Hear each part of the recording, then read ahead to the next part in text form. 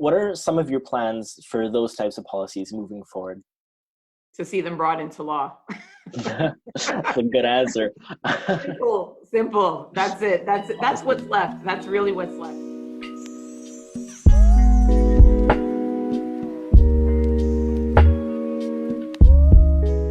Welcome everyone to today's interview. My name is Nathaniel Sad and I'm joined by Miss Paul, Annamie Paul, the recently elected leader of the Green Party of Canada. Miss Paul, how are you?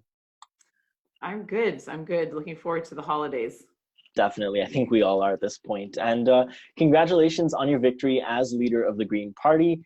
You're replacing Elizabeth May, someone who's been pushing the green message for nearly 14 years. So, you know what, let's just jump right into it. You've called the leadership race an opportunity for renewal within the party. So my first question for you is, what kind of changes are you looking to bring to the party? And what do you plan on doing differently to achieve that renewal? I think that anytime you have a new leader, it's definitely a time to begin a new conversation with people, and not necessarily on totally different themes, because the Green Party, our policies are developed by our members. We're incredibly innovative. So many of the things that we proposed even 5-10 years ago are still extremely fresh ideas. And I'm excited personally for the day when, many of them might be implemented. And so it's really more about that. People always take a second look at a party when you have a new leader. It gives you maybe a chance to emphasize some new things as opposed to, in our case, creating things from scratch. And certainly the context of the pandemic has meant that everything has to be reconsidered in a way.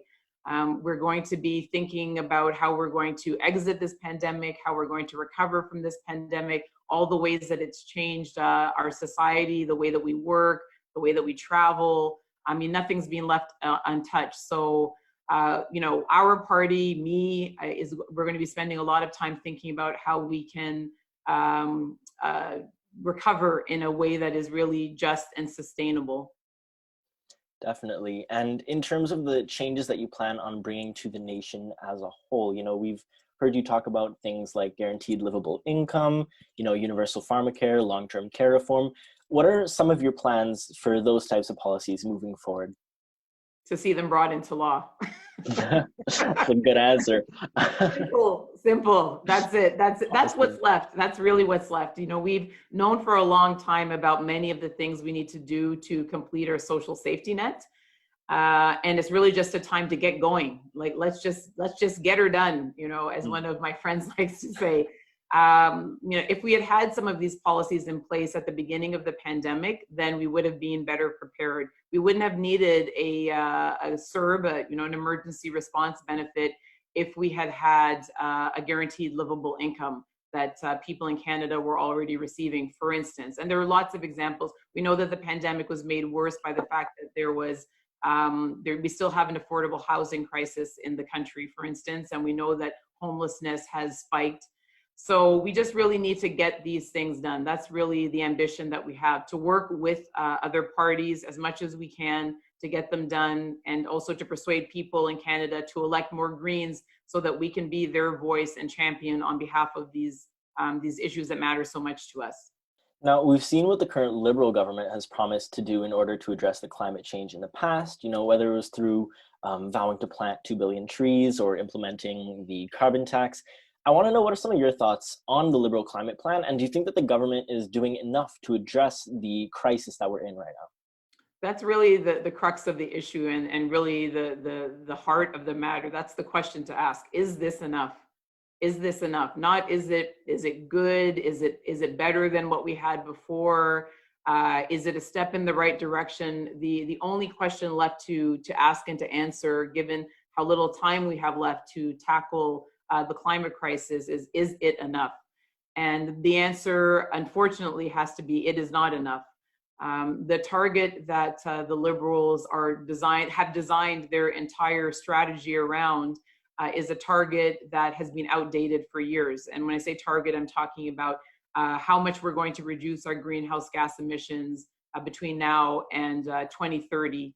And, that is the biggest disappointment, but not just a disappointment, it's the biggest missing piece. Without that updated target, we really are working towards something that even if we achieve it is not going to be enough.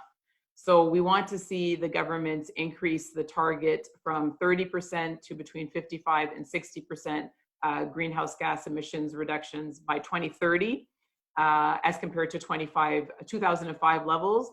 And I personally want to see the government being just as ambitious as our partners in Europe have been, as our partner, as countries in East Asia have been, and as President-elect Biden is indicating the United States is going to be on the climate.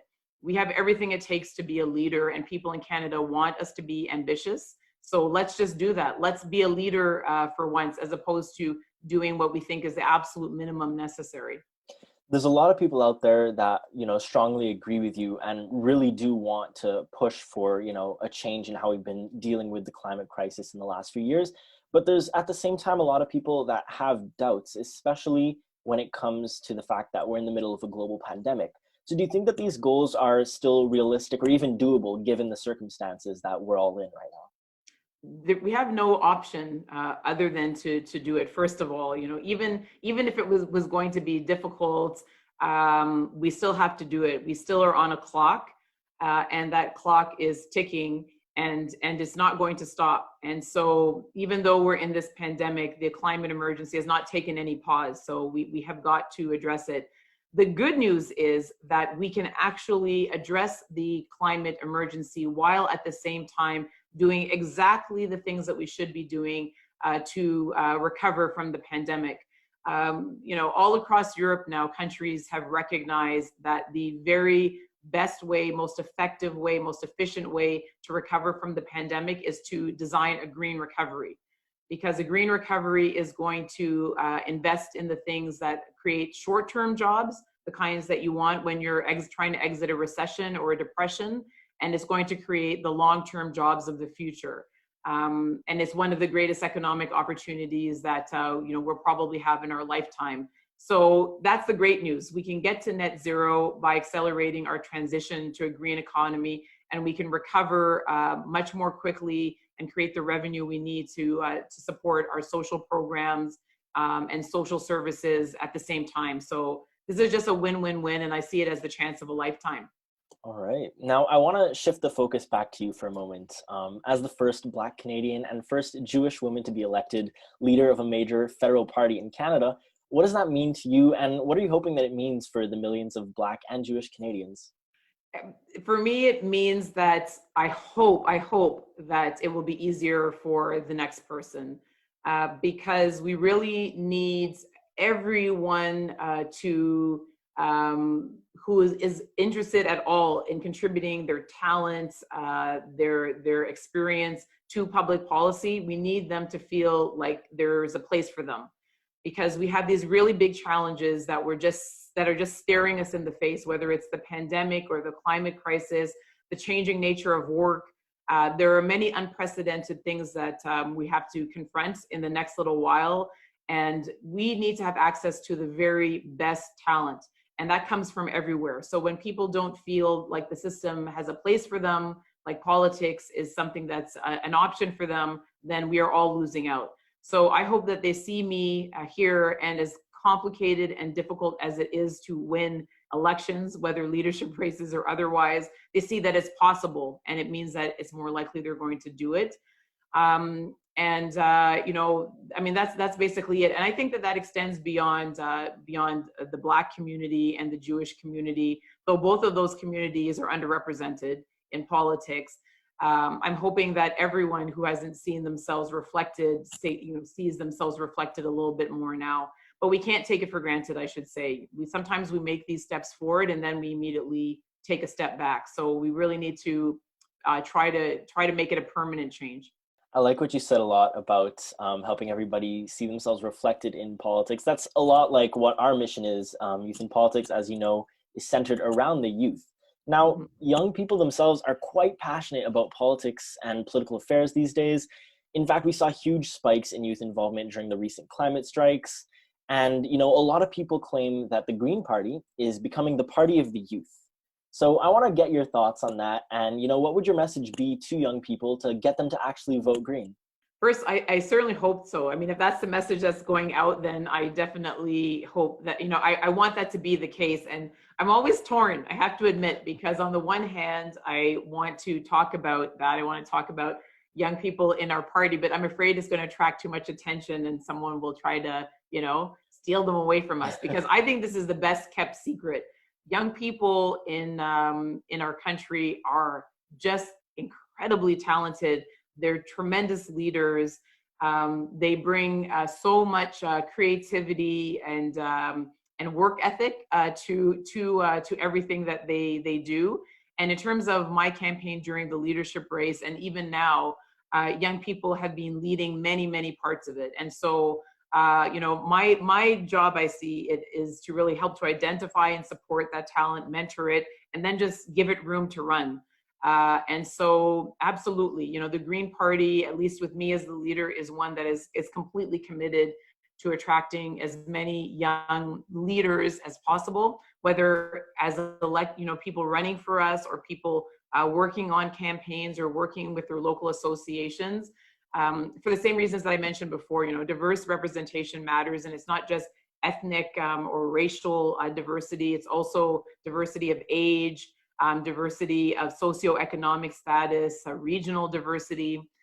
So yes, I mean, if you promise not to let the secret out of the bag too much, I will tell you that youth are the greatest thing going, and I want as many of them as I can have working with the Green Party and getting mobilized around the next election.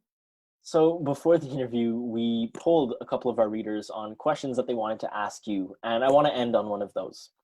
So the question itself is, on an individual basis, what is the biggest step that Canadians need to take when it comes to the environment?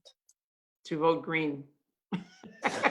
And I say that jokingly, but I'm a little bit serious about it.